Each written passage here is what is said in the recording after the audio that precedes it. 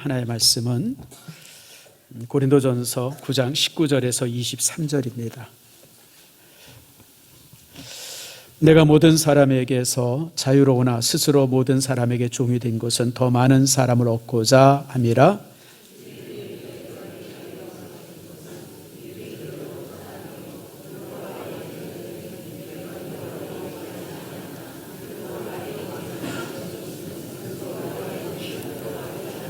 율법 없는 자에게는 내가 하나님께는 율법 없는 자가 아니요 도리어 그리스도의 율법 아래 있는 자이나 율법 없는 자와 같이 된 것은 율법 없는 자들을 얻고자 함이라.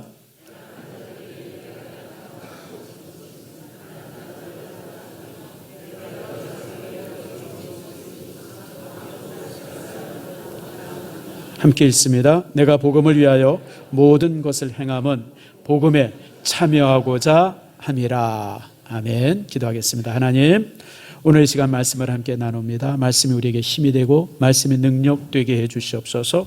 말씀의 권세로 우리의 인생이 새롭게 만들어지며 말씀의 권세로 내 모든 모습이 주 안에서 복되게 해 주시옵소서.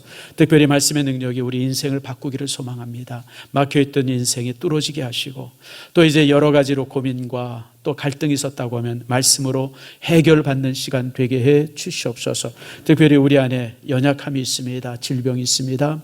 말씀의 능력이 우리의 모든 연약함을 강하게 하시고 모든 질병을 치료해 주시옵소서.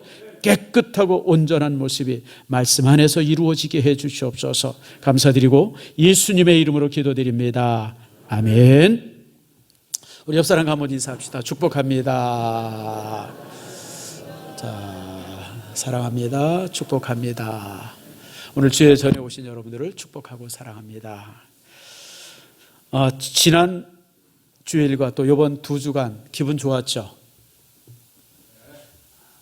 그냥 좋았어요? 네, 저는 기분이 좋았어요. 왜냐하면 지난주에는 우리가 그 축구해가지고 어느 팀이 이겼죠? 지난주에 이긴 팀이?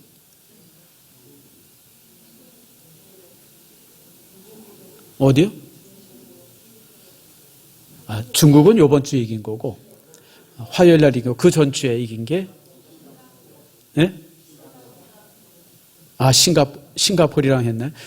아무튼 우리가 두 경기를 다 이겼어요. 근데 특별히 이제 그 이번 주일에 또 이제 중국 경기 또 이제 이겨서 아무튼 그 한 주간 동안 이런저런 모습으로 축구가 그 아무것도 아닌데 그냥 동그란 공 하나 놓고 지들끼리 그냥 뭐 뛰는데 그게 근데 이상하게 이게 참 이게 세계적 스포츠가 됐어요. 여러분 그래서요 월드컵의 수입이 올림픽의 수입보다 크답니다. 우리가 생각하면 올림픽이 얼마나 대단합니까? 수없이 많은 경주가 있잖아요. 근데 실제 수입 구조를 보면 월드컵이 훨씬 더 크답니다. 그러니까 축구가 단순한 것이 아니라 이제 세계인의 스포츠가 되어지고 또 이거 국가 간의 대항은 이제는 전쟁이 별로 없지만 사실 이것이 이제 전쟁을 대신하는 그런 모습이 이제 되어지고 말았죠. 근데 아무튼 우리가 이제 중국을 이겼어요. 근데 이제 제가 참 재미나게 봤는데 이제 그 관중석에 앉아가지고 이게 촬영한 영상이 하나 있더라고요.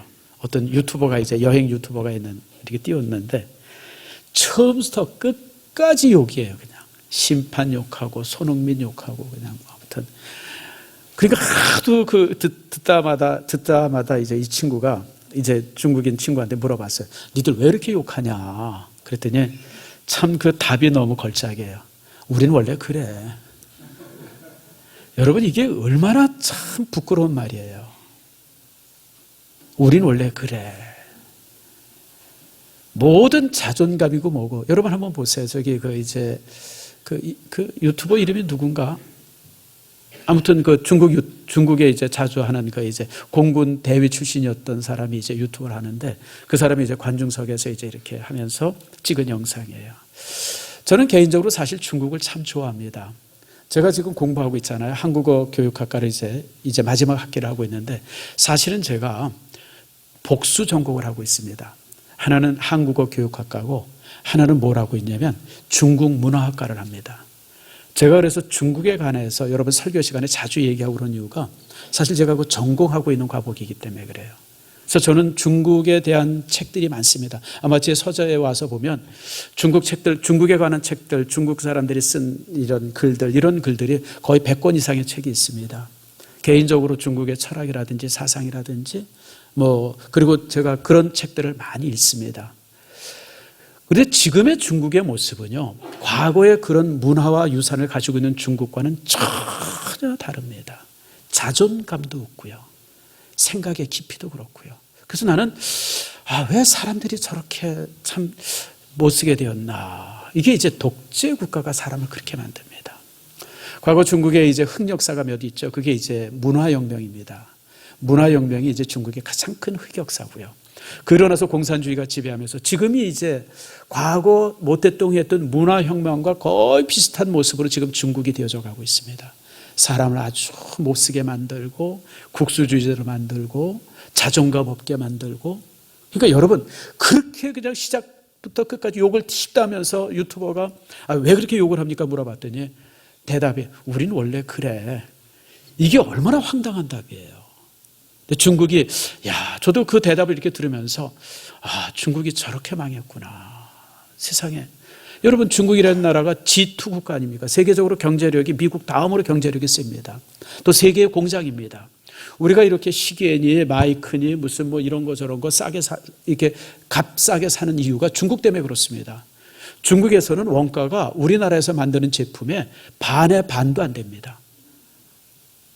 얼마나 싼지. 그래서 저는 사실 중국 물건을 가끔 사보면 이 사람들은 도대체 땅 파서 물건 만드나 싶을 정도로 그냥 이 원가가 안 나올 정도로 그렇게 싸게 물건을 팔아요. 그것 때문에 사실 세계의 경제가 살아가고 있어요. 만약에 중국에서 물건 안 만들면요, 인플레이션이나 이런 것 때문에 세계 경제가 완전히 무너집니다. 중국은 그만큼 중요해요, 세계 경제에서. 그런데 거기 살고 있는 사람들의 자존감이라는 게 지금 이 모양이에요. 이게 공산주의가 만든 겁니다. 사람들을 못 쓰게 만들고 무지하게 만들고. 그래서 참 그런 것을 보면서 중국이 많이 망가졌구나. 공산주의가 저렇게 나라를 망치는구나. 이런 것을 참 이렇게 보게 되어집니다. 자, 그런데 이제 사실은 제가 중국 얘기를 하려고 그런 게 아니고 우리나라 축구팀 얘기입니다.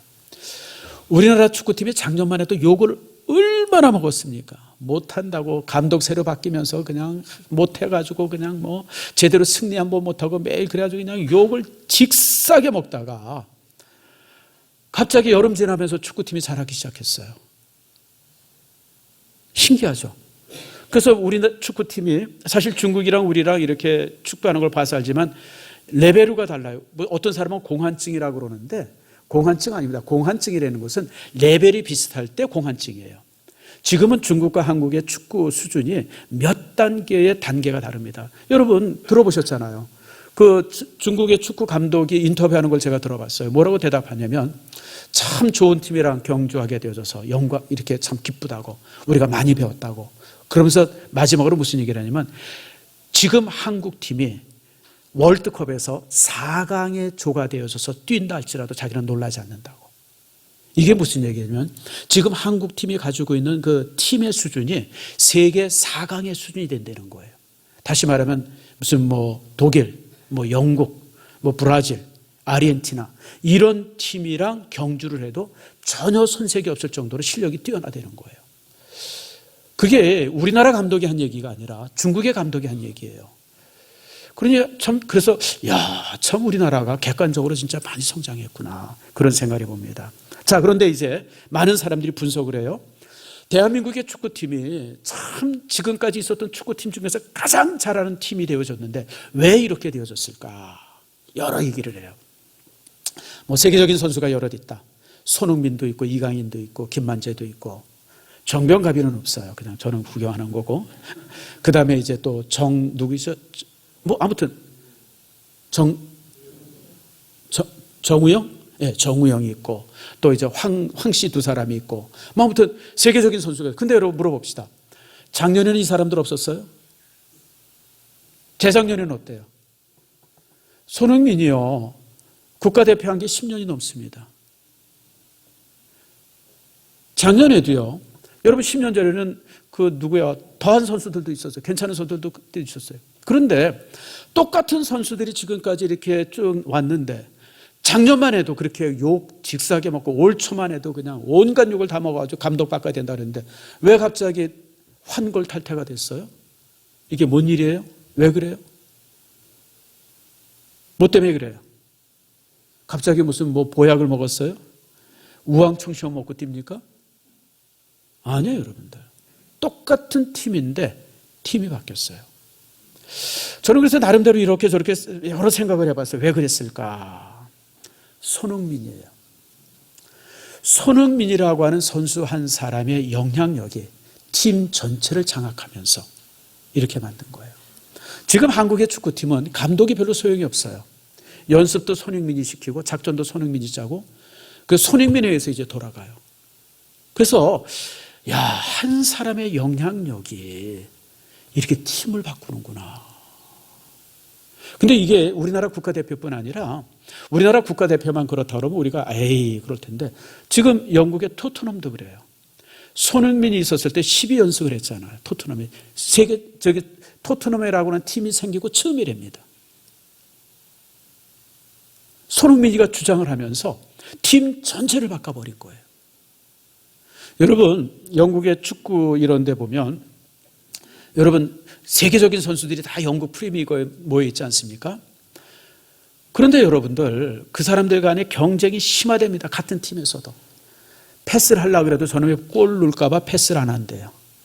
왜냐하면 골을 그 사람이 넣으면 내 가격이 떨어지기 때문에. 근데 지금 여러분 이 그 영국의 토트넘 팀 같으면 전혀 그런 모습이 아니잖아요. 서로 그냥 뭐 모여서 함께 응원하고 함께. 그래서 참 그 한 사람의 영향력이 이렇게 참 크구나. 참 사실 이번 축구를 보면서 제가 그런 생각을 해봤습니다. 보통 우리가 이제 공동체가 유지되어질 때 갖는 힘들을 유지하는 힘이 무엇인가를 얘기할 때 우리가 많은 얘기를 합니다. 여러분 공동체가 있잖아요. 작게는 우리 가정의 공동체가 있어요. 두 명, 4명, 뭐 5명. 이게 가정 공동체예요. 제일 작은 공동체입니다. 두 번째 조금 요거보다 큰 공동체가 있죠. 교회 공동체입니다. 교회 이게 우리 공동체 아닙니까? 우리 교회는 영아부까지 다 빼서 그러면 뭐 등록된 뭐 숫자들이 거의 한 뭐 1000여 명 가까이 되어지죠. 여러분 대단한 공동체입니다. 여러분 우리 교회가 전혀 작은 교회가 아닙니다. 뿐만 아니라 또 국가라고 하는 공동체가 있어요. 뭐 또 개인적으로는 여러분들 회사의 공동체가 있습니다. 사무실에 10명, 20명 이렇게 있는 공동체들이 있죠. 근데 여러분 이런 공동체들을 움직이는 힘이 뭘까요? 뭐가 공동체를 움직입니까? 어떤 힘이? 보통 이제 두 가지를 얘기하죠. 권력과 금력이에요. 권력이라는 게 뭡니까? 그 안에 있는 힘들이 있잖아요. 뭔가 이렇게 대장되고 뭐 이렇게 임명하고 막 이럴 수 있는. 여러분 우리나라 국회의원들 보세요. 여러분 개인적으로 국회의원 만나보셨죠? 똑똑해요, 안 똑똑해요? 똑똑합니다, 여러분들. 국회의원 욕하지 마세요. 되게 똑똑합니다. 저는 가끔 국회의원 만나서 얘기할 기회가 있어요. 또 이제 이렇게 무슨 뭐 어떤 시장이라든지 시의원이라든지 이런 분들 만나서 얘기할 기회가 있어요. 정말 똑똑하고 비전도 정말 놀랍습니다. 근데 이 사람들이 당이라고 하는 곳에 딱 들어가면 완전히 꼴통이 돼버려요. 너무너무 이상하잖아요, 여러분들. 난 그게 이해가 잘 안 됐어요. 아니, 왜 저 똑똑한 사람들이, 저 잘난 사람들이 왜 당에 들어가면 저 모양인가? 그러니까 당대표나 이런 사람들이 정말 개꼴통 같은 사람이 당대표라고 그냥 막 그러는데도 불구하고 그냥 거기에 꼼짝 못하고 뭔가 의견을 하나 내면 그냥 말 같지도 않은 의견인데 그냥 전원일치가 나오고 여러분 이게 말도 안 돼. 공산주의자도 아닌데 여러분 어떻게 전원일치가 나와요, 여러분들. 빨갱이도 아닌데. 지금 여러분 이 당에서 지금 이런 일이 있어지고 있어요. 그리고 똑똑하게 말 잘하면 당에서 쫓아내고 그냥 뭐 비판했다고 그러고 뭐 도대체 이게 왜 그래요? 왜 그러냐면 그 권력 때문에 그래요. 바로 이제 이 두 권력. 첫 번째 권력이 뭐냐면 후보자를 임명할 수 있는 권력이 있어요. 여러분 국회의원이 아무리 똑똑해도요. 이제 내년에 국회의원 선거를 하게 되잖아요. 내년에 당에서 요 지역 후보로 내보낸다. 요거 결정을 누가 하냐면 당대표가 하잖아요. 거기에 떨어질까 봐 거기에 안 될까 봐 그냥 말 같지도 않은 꼴통 당대표 앞에 머리 숙이고 그냥 충성한다고 그러고 맹세하고 지금 그러고 있는 거예요. 그 다음에 또 금권이에요. 선거하려면 돈이 얼마나 많이 듭니까? 그걸 당에서 보조해 줘야 되는데. 그러니까 그런 권력과 그런 금권 앞에 대부분의 사람들이 꼼짝 못하고 거기에서 종이 되는 거예요. 근데 이게요, 당만 그렇지 않습니다. 회사도 그래요, 여러분들. 회사도 사실 회사들도 돌아가는 조직들 가만히 보면 그렇게 돌아가고요. 수많은 조직이 사실 그렇게 돌아갑니다. 근데 여러분 가만히 보면 이게 완전한 힘은 아니죠. 어느 날 갑자기 그냥 사상두각처럼 무너져 있는 걸 종종 봅니다. 당이 갈리기도 하고 또 심지어는 이제 이름도 바꾸고. 여러분 지금 우리나라 당 야당 이름이 뭐예요? 무슨 당이요? 민주당이죠. 근데 그 앞에 또 뭐가 붙었어요? 뭐가 붙었죠? 별 웃기지도 않아요. 아니 민주당인데 왜 또 그 더불어가 붙어요? 또 여당은 뭡니까? 아니 의는 또 왜 붙어요? 아 국민당 그러면 되죠. 국민의당은 또 뭐예요? 도대체 국민당과 국민의당의 구분하는 죽어도 못하겠어요. 내가 국어 실력이 나빠서 그런지. 왜냐하면 이 당 이름들이 수없이 바뀌기 때문에 이제는 쓸 이름이 없어요. 쓸 이름이. 다시 말하면 권력이라고 생각했던 게 진정한 권력이 아니기 때문에 그래요.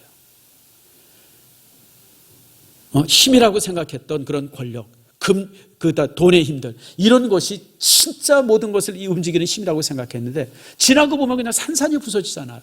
그러니까 당 이름 바뀌고 또 이제 신당 참여되고 이게 그렇게 되는 거예요. 제가 볼 때 가장 큰 힘은요, 금력도 아니고 권력도 아닙니다. 여러분 우리가 이 땅에 살면서 또 여러분이 속해져 있는 여러 가지 모습 속에서 가장 큰 힘을 얘기하면 따라합시다. 영향력, 선한 영향력. 이게 가장 큰 힘입니다. 그 선한 영향이 전체를 바꿉니다. 손흥민 같은 사람이 그 선한 영향력으로 팀을 바꾸고, 여러분 토트넘이라고 하는 팀을 바꾸고 우리나라 팀을 바꾸잖아요. 그 손흥민 가만히 보세요. 그가 그랬다고 그러죠. 그 아버지가 손흥민이 보고, 제가 어디서 읽은 기사입니다. 네가 지금까지 번 돈 가지고 우리가 평생 잘 먹고 잘 살 수 있다. 그런데 이 돈 가지고 축구 경기장을 만들고 청소년들을 키울 수 있는 시설을 만들면 다음 세대의 선수들을 키워낼 수 있다. 뭐 할래? 여러분 같으면 뭐 하겠어요? 그냥 나나 평생 먹고 살면 되지. 대부분의 소시민들이 그럴 거예요. 근데 손흥민은 그러지 않았다고 그러죠. 아버지와 같이 번 돈 모두를 지금 춘천에다 땅 사가지고 축구장 만들고 다음 세대 키울 수 있는 그런 거 조직한다고 그러죠. 그리고 또 이제 손흥민에 대한 미담들이 종종 들려지잖아요. 연약한 선수를 계속 안아주고, 그 토트넘에 꼴통이 하나 있잖아요. 브라질 선수.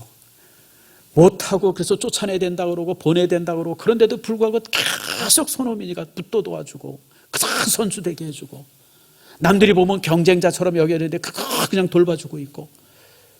여러분 그런 모습이 팀 전체에 선한 영향력을 끼치는 거예요. 그게 이제 팀을 바꾸는 거예요.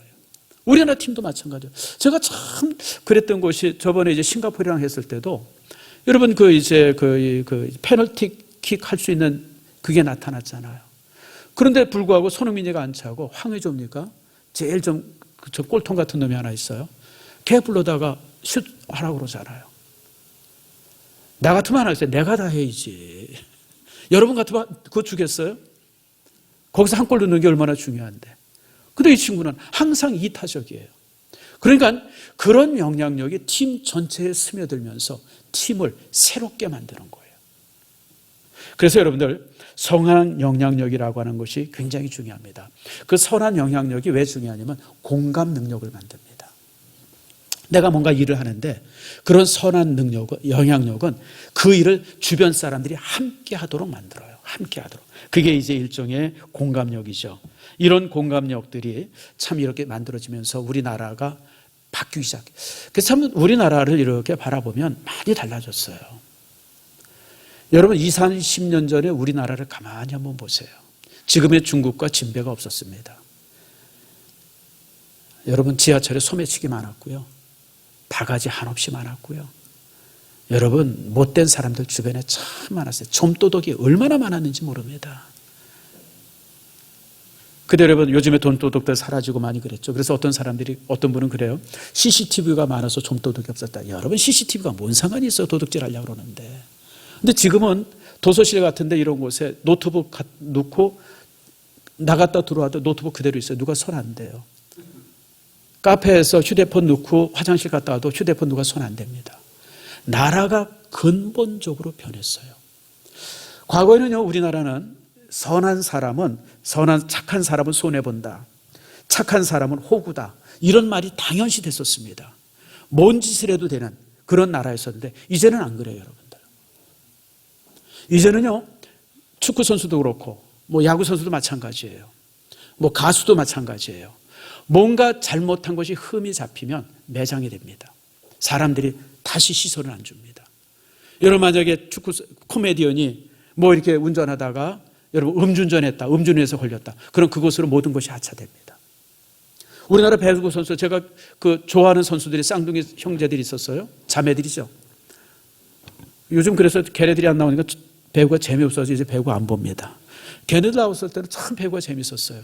근데 얘네들이 뭐에 걸렸어요? 학폭에 걸렸어요. 학폭에. 학창시절에 애들 괴롭혔다. 그러니까 우리나라의 모든 데서 쫓겨났어요. 관심을 안 갖죠. 지금 우리나라가 그래요.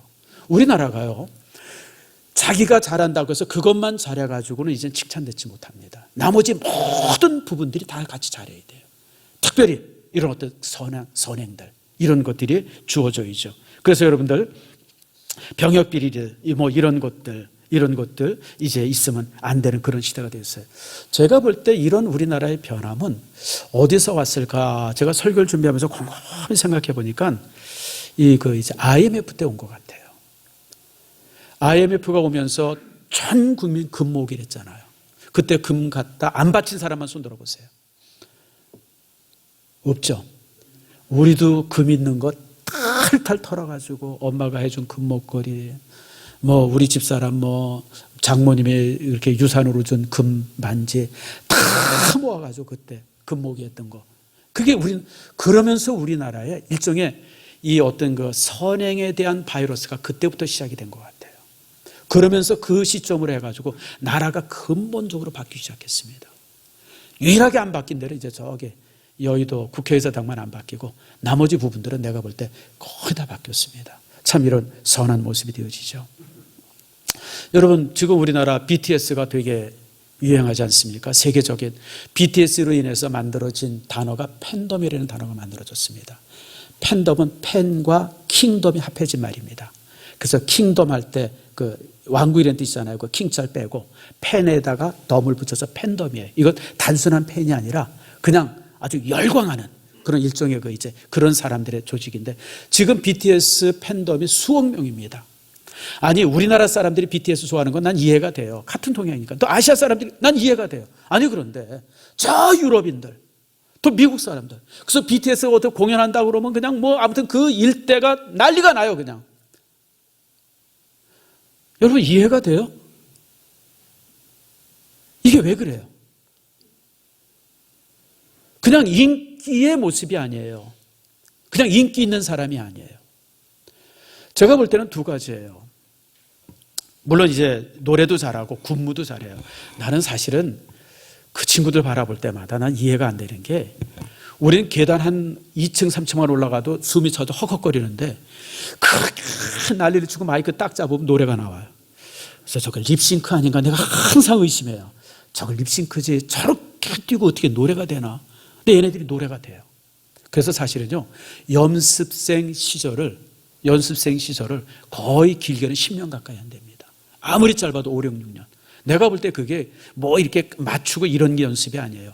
그렇게 뛰고도 노래가 나올 수 있는 연습을 하는 거예요. 이게 제 판단인데 모르겠어요. 그래서 참 뭐 그런 것도 잘하죠. 애들도 다 뭐 아주 인상도 좋아요. 근데 가장 중요한 것이 두 가지입니다. 첫 번째가 뭐냐면 가사가 좋아요. 사실 저는 BTS 노래를 처음부터 끝까지 다 들어본 적은 없습니다. 근데 이제 이렇게 가끔 들려지는 가사들을 보면 가사 내용이 굉장히 건강해요. 제가 이제 보헤미아 랩소디라는 영화 작년에 나왔을 때 참 재밌게 봤어요. 그리고 거기 나오는 그 이제 가수 프레디 머큐리. 그 사람 제가 사실 프레디 머큐리의 노래들을 참 좋아해요. 근데 보헤미안 랩소디라는 영화를 보면서 제가 그 가사를 자세히 보게 돼 있었어요. 그동안은 그냥 멜로디가 좋아서 흥얼거렸는데 가사를 딱 보니까 이게 가사가 되게 황당하더라고요. 여러분 기억나십니까? 어머니 오늘 내가 총을 쏴서 뭐 경찰을 한 명 죽였어요. 어머니 어떡해요? 가사 내용이 이렇더라고요. 그 다음부터 제가 그 노래 안 듣습니다. 이게 아주 더러운 노래구나. 아니 무슨 가사가 이래. 근데 여러분 팝송이라든지 이런 노래 가사들이 대부분 아주 폭력적이고 아주 음란하고 그래요. 제가 비틀즈의 이메이진이라는 노래를 참 좋아했습니다. 이메이진 굉장히 괜찮잖아요. 그래서 그 노래를 좋아했는데 어느 날 제가 가사를 한번 읽어볼 기회가 있었어요. 그 이메이진이 상상한다는 뜻 아니에요. 근데 가사 내용이 이래요. 천국이 없다는 것을 한번 상상해봐라. 뭐 이런 내용들. 굉장히 비신앙적인 가사들로 가득 찼어요. 그 다음부터 제가 이메이진 안 듣습니다. 이런 가사였었네. 이게 이메이지 상상하라. 그러니까 난 꼭 복음송 같은 느낌이라서 들었는데 그때부터 제가 안 듣습니다. 이게 노래가 안 좋은 노래구나. 근데 여러분 세계에 있는 모든 노래들이 폭력적이고 음란하고 뭐 다 이런 노래인데 BTS의 노래는 너무너무 가사가 건강해요. 그러니까 열광하는 거예요. 두 번째로 얘들의 삶이 깨끗해요. 스캔들이 없어요. 물론 이제 회사에서 이제 아주 그런 걸 철저하게 막는 그런 것도 있겠지만 여러분 작년에 군대 갔잖아요. 30살 다 된 친구가 군대 갔어요. 내가 볼 때 여론 동원하고 그러면 얼마든지 안 갈 수 있었어요. 안 간다 그래도 굳이 뭐 국가 그냥 욕은 한 번 먹겠지만 근데 자진해서 군대 갔잖아요. 그리고 나머지 대원들도 다 지금 군대 가겠다고 좀 줄 서 있잖아요. 여러분 그런 모습들이 굉장히 사람들에게 선한 영향력을 준 거예요. 그런 영향력들이 지금 전 국민들에게 이렇게 끼치면서 한국 사회가 바뀌기 시작한 겁니다. 그래서 여러분들 한국 사회가 이만큼 되어진 것은 중간중간에서 한두 사람의 영웅 같은 사람들, 보통 우리가 그런 걸 갖다가 우리가 이제 리더십이라도 그러고 카리스마라도 그러고 어떤 이제 정신적인 지주라고도 부르고 뭐 이런 여러 가지로 부를 수 있는데 그런 모든 언어들이 다 이제 한마디로 요약하면 선한 영향력입니다. 그런 선한 영향력이 이처럼 세상을 변화시키고 있다고 하는 거예요. 그래서 저는 이게 참 우리가 참 이게 이런 선한 영향력이 우리 민족 속에 있구나라고 하는 생각을 해봅니다. 사실 교회도 그렇습니다. 우리가 초대교회 교회 모습을 가만히 살펴보면요. 예루살렘 교회는 솔직히 얘기하면 엉망진창의 교회였었어요. 중구난방의 교회였고 사도행전을 읽어보면 사도행전 1장부터 12장까지가 이제 얼마 안 되는 장수죠. 근데 이 역사가 한 15년 정도 되어집니다. 근데 사도행전을 가만히 읽어보면 초기 때 있었던 사건이 이제 기록이 되어지고 뭐 이제 오순절의 사건이라든지 베드로의 어떤 전도 사건, 스바네 뭐 그런 사건들 기록되고 나서 거의 한 2, 3년의 기간들은 없어요. 그리고 나서 그 다음에 나온 게 뭐냐면 이제 사울의 어떤 이제 이렇게 이제 압박들, 이제 교회 이렇게 공격하고 스데반 죽고 뭐 이런 것들이 이제 그 다음에 기록이 됩니다. 중간에 한 10여 년의 기록이 없어요. 이게 왜 없냐면 아무것도 한 게 없기 때문에 그래요. 그냥 모여서 밥은 먹고 구제하고 그게 다예요. 그러기를 15년을 지냈다는 거예요. 여러분 예수님이 교회를 세우신 이유가 뭡니까? 목적이 뭡니까? 사도행전 1장 8절이잖아요. 너희가 어떻게 하라고요? 복음을 들고 예루살렘과 유다와 사마리아 땅끝까지 가라고 주님께서 교회의 존립의 목적을 분명히 말씀했는데도 불구하고 누구 하나 그 말씀에 귀 기울였던 사람이었어요. 그냥 예루살렘에서 지지고 볶고 있는 거예요. 그냥 지지고 볶고. 그러다가 고린도전서 사도행전 13장에 와서 완전히 바뀝니다. 예루살렘에 이렇게 모여있던 복음이 온 세계를 향하게 되어지고 이 어떤 지역적 교회가 세계적 교회가 되어지고 이제 사도들이 한 군데 머물러 있는 것이 아니라 전 세계에 퍼져나가고 이런 놀라운 일들을 이루기 시작해요. 그래서 교회가 교회되게 그리고 교회가 교회된 사건이 언제냐면 사도행전 13장입니다. 안디옥 교회 사건입니다. 이번에 우리가 성지순례 가면 안디옥 교회를 돌아볼 겁니다. 근데 안디옥 교회가 이런 가정교회가 아니고 동굴교회입니다. 가서 보니까 산에 동굴이 하나 있고 그 뒤에 또 이렇게 그 피난 갈 수 있는 이렇게 작은 동굴들이 있더라고요. 큰 동굴, 거기 한 수백 명이 모여서 예배드리고, 그리고 이제 로마군이 잡으러 오면 막 해서 이제 산으로 도망치고 뭐 그랬던 흔적이 있는데, 거기를 이제 가서 보게 되어지는데, 거기부터 시작하면서 사도행전이 완전히 달라집니다. 근데 여러분, 이렇게 성경이 그 획기적으로 변하기 시작하고 복음이 획기적으로 바뀌기 시작하고 이런 어떤 사역이 정말 놀랍게 변화를 하게 되어지는데, 그 변화의 축의 중심에 있던 사람이 하나 있었어요. 그가 누구냐면 사도 바울입니다. 한 사람이 세상을 바꾼 겁니다. 그 한 사람의 영향력이 세상을 이 교회를 새롭게 합니다. 그래서 여러분들, 참 우리가 이 사도행전을 읽어보면서 야, 사도 바울이 참 대단한 사람이구나, 그런 생각을 항상 합니다. 그래서 많은 신학자들이 그건 뭐 공동적으로 하는 얘기입니다. 초대교회를 세운 사람은 사도 바울이다. 바울에 의해서 교회가 세워지고 바울에 의해서 교회가 퍼져나가고 바울이 그랬다. 뭐 이제 그래서 바울을 영웅시하는데, 제가 볼 때 그건 아닌 것 같아요. 바울이 내가 이래야지 그런 것이 아니라 바울의 독특한 면이 몇 가지 있었어요. 오늘 이 시간에 여러분들과 이 부분을 보려고 합니다. 다시 말하면 영향력입니다. 한 사람의 영향력이 교회뿐 아니라 온 세계를 바꿉니다. 자, 그러면 바울이 가졌던 영향력이 어떤 영향력이냐?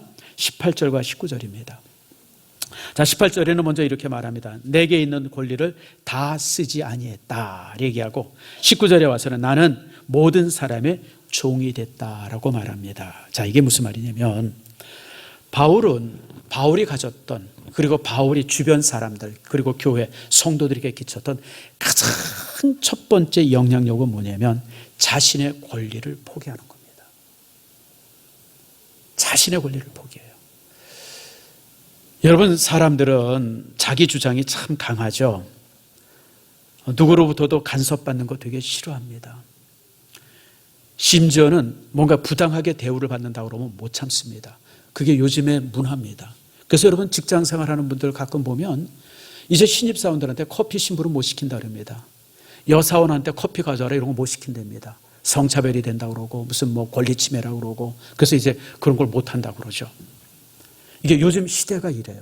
굉장히 자기를 존중해야 되고 존중받아야 되고, 그것이 이제 이렇게 침해받으면 사람들이 못 견뎌하고 못 참는 그런 시대를 사실 우리가 살고 있어요. 사도 바울에게 많은 권위가 있었습니다. 누릴 수 있는 자격이 있어요. 왜냐하면 저는 교회 개척자죠. 저로 인해서 수천 명의 사람들이 전도가 되어지죠. 또 존경받아요. 또 사도 바울로부터 기도받기를 원하는 사람들이 수없이 많아요. 그러니까 사도 바울은 일종의 그 시대의 영웅 같은 사람이었었어요. 그런데 사도 바울은 자신이 누릴 수 있는 모든 것을 포기해요. 그래서 고린도 교회를 떠난 겁니다. 고린도 교회 그냥 있었으면 정말 잘 살고 그랬을 수 있었는데 다 놔두고 그냥 떠나요. 그리고 뭐라고 하냐면 나는 모든 사람에게 종이 되겠다라고 말합니다. 여러분 생각해 보세요. 특별히 여러분 이제 위계 질서라는 말이 있습니다. 위계 질서가 가장 험한 데가 두 군데입니다. 정치, 종교입니다. 아시죠, 여러분들? 정치의 위계 질서가 얼마나 무섭습니까? 어떤 사람 하나가 대통령 되니까 그냥 뭐 뭔 소리를 해도 그냥 다 옳다 그러잖아요. 나는 참, 왜 이렇게 사람들이 분별력이 없는지 모르겠어요. 대통령이나 대통령 할아버지가 돼도 뭔가 잘못 말하면 잘못 얘기했습니다라고 얘기할 수 있는 사람들이 여러분 진짜 정치인이고 충신 아니에요? 뭐라고 얘기해도 다 옳대요. 그래서 얘네들 참 너무 이게 도대체 뭐 하는 사람들인가. 여러분 참 정치라는 데가 원래 그래요. 그 위계 질서 때문에 그래요. 또 여러분 교회도 종교 집단도 위계 질서가 무섭습니다. 위계 질서가 무서워요. 왜냐하면 이게 카리스마예요. 맨 꼭대기에 있는 대제사장은요 무시무시합니다. 제가 전에 한번 이제 글을 읽었는데요. 간편하게 읽는 세계사라는 책이 있어요. 거기 보면 이제 그 마야 문명 얘기가 나오는데 대제사장이 맨 이 위에 올라가가지고 사람을 한 사람씩 한 사람씩 불러다가 산채로 가슴을 찢고 심장을 꺼내낸대요. 이게 그 당시 마야 문명의 어떤 제사 방법이랍니다. 뭐 하루 이틀 사이에 수천 명을 그렇게 죽인답니다. 여러분 마추픽추 뭐 이런 얘기 들으면 멋있다 뭐 그러는데 이게 다 그러던 자리들입니다. 그러니 여러분들 이 종교 집단의 위계 질서가 얼마나 무서워요. 성경의 위계 질서도 무서워요. 성경에도 보면요, 대제사장이 있고 여기 일반 제사장이 있고 뭐 예수님 시대도 마찬가지예요. 그 밑에 뭐 이제 바리새인들이 있었고 바리새인 밑에 무슨 뭐 서기관 있고 서기관 밑에 이게 질서, 이게 수직적 질서가 이렇게 있어요. 사실 어떤 면에 있어서 사도 바울은 맨 꼭대기에 있는 사람입니다. 그런데 바울은 맨 꼭대기에서 내려와서 가장 밑으로 내려옵니다. 나는 모든 사람의 종이 되겠습니다. 이런 바울의 모습이 온 교회에 너무 큰 영향이 되어졌어요. 지금도 그 영향성 속에 우리가 있는 겁니다. 여러분, 교회라고 하는 곳이 제가 자주 얘기합니다. 담임 목사가 무슨 맨 꼭대기에 있는 사람 아니에요. 사실 저는 항상 갖는 마음이, 담임 목사는 뭐 하는 사람이냐? 교회 맨 밑바닥에서 온 교회를 섬기는 사람이 담임 목사고, 그렇게 섬기는 담임 목사 옆에서 함께 힘을 가하는 사람들이 당회원들입니다. 당회원은 무슨 뭐 교회 조직의 꼭대기에 있는 사람 아니에요. 맨 밑바닥에서 교회를 섬기는 사람. 그래서 제가 우리 장로님들에게 항상 토요일에 나와서 청소하라고 제가 요구하는 이유가 그래서 그렇습니다. 교회 청소를 왜 평신도들이 해요? 왜 교회 평소들을 뭐 외부 사람들 불러서 합니까? 나는 그게 마땅치 않아요. 적어도 교회 청소는 당회원들이 해야 합니다. 권사님들이 해야 합니다. 그게 섬김의 기본이죠. 바울의 그런 모습이, 바울의 그랬던 모습이 온 교회 안에 영향력이 되어집니다. 그래서 그 모습을 통해서 교회가 환골탈퇴하는 겁니다. 그런 어떤 위계 질서의 교회가 아니라 섬김의 공동체로서 새로운 모습이 되어지죠. 두 번째 또 바울의 모습을 또 하나 보게 되어지는 것은 20절입니다. 20절 보니까 내가 유대인에게는 유대인처럼 율법 아래 있는 자들에게는 또 율법이 있는 자처럼, 이런 얘기입니다. 바울이 유대인들을 만나면 유대인처럼 삽니다. 유대인처럼 말하고. 근데 바울이 유대인이 아니라 이방인 사람들을 만나면 이방인들과 똑같이 말하고 이방인들처럼 행동합니다. 바울이 가난한 사람을 만나면 그냥 가난한 사람들과 똑같이 행동을 합니다. 그냥 같이. 이게 유연성입니다. 여러분, 신앙인들의 가장 큰 약점 중에 하나가 뭐냐면 자기 카테고리가 있어요. 딱 자기의 카테고리를 만들어가지고 그 안에 있는 사람, 거기에 들어올 수 있는 사람들과만 교제하고 나누고 유유상종을 합니다. 교회에서 제일 나쁜 단어가 뭐냐면 유유상종입니다. 끼리끼리 노는 겁니다. 나는 끼리끼리 노는 사람들이 끔찍하게 싫습니다. 여러분, 끼리끼리 놀면 그게 깡패죠. 뭐가 깡패예요, 여러분들? 여러분, 봅시다. 여기 고등학교 시절에 껌 씹고 다리 떨던 사람들. 전봇대 옆에 딱 거기서 지나가는 사람. 혼자 해요, 못해요? 그런 사람 혼자 해요, 못해요? 혼자 못합니다. 주변에 한두 사람이 더 있습니다. 뛰쳐서 하는 거죠. 그게 끼리끼리예요. 그게 깽입니다. 깽. 끼리끼리 모이는 것은 사실 깽입니다. 저는 그래서 교회 안에 끼리끼리 모이는 거 되게 싫어합니다.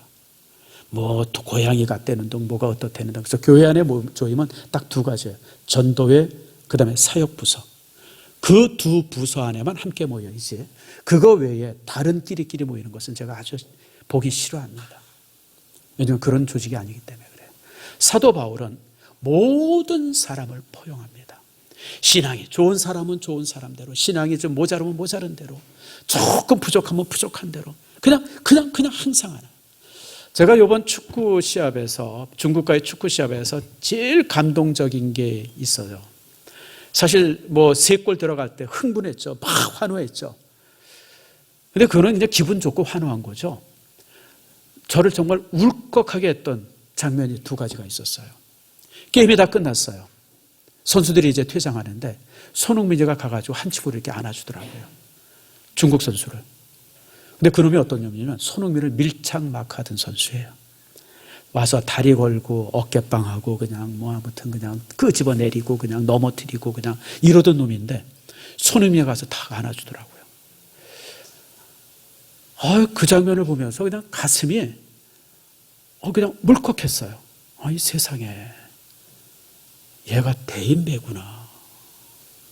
나는 축구하다가 나 다리 걸고 막 와서 차고 그냥 뭐 어깨로 밀고 그랬으면 그런 의식이 다시는 안 볼 거예요. 네, 저놈은 근데 손흥민은 안 그러더라고요. 자기를 제일 밀착막하던 친구 가서 제일 먼저 안아주더라고요.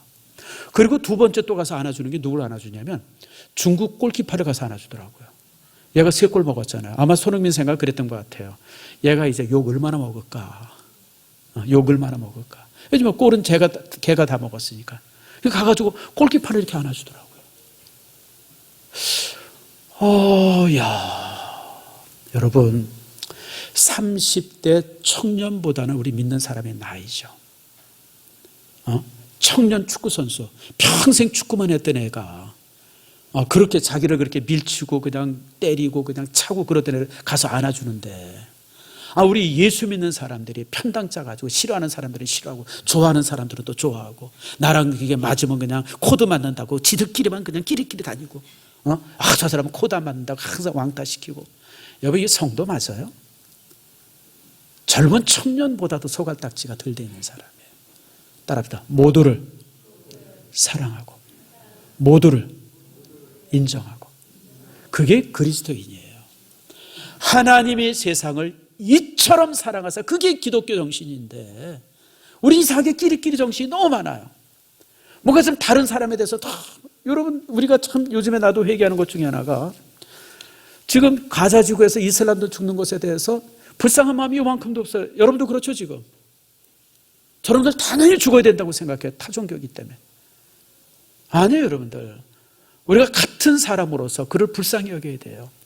유대인 한 사람 죽는 것은 되게 그냥 아깝고, 팔레스타인 사람들은 수천 명 죽는 것은 당연히 죽어야 된다고 생각하면 우리가 뭔가 잘못 생각하고 있는 거예요. 내 윤리적 기본이 잘못되어 있는 거예요. 비록 그들이 무슬림이긴 하지만 그래도 왜 저렇게 변했을까? 참 그들의 죽음에 대해서 안타까움을 갖고 그들의 그 고통에 대해서 우리가 함께 느낄 수 있는 그런 마음이 있어야 돼요.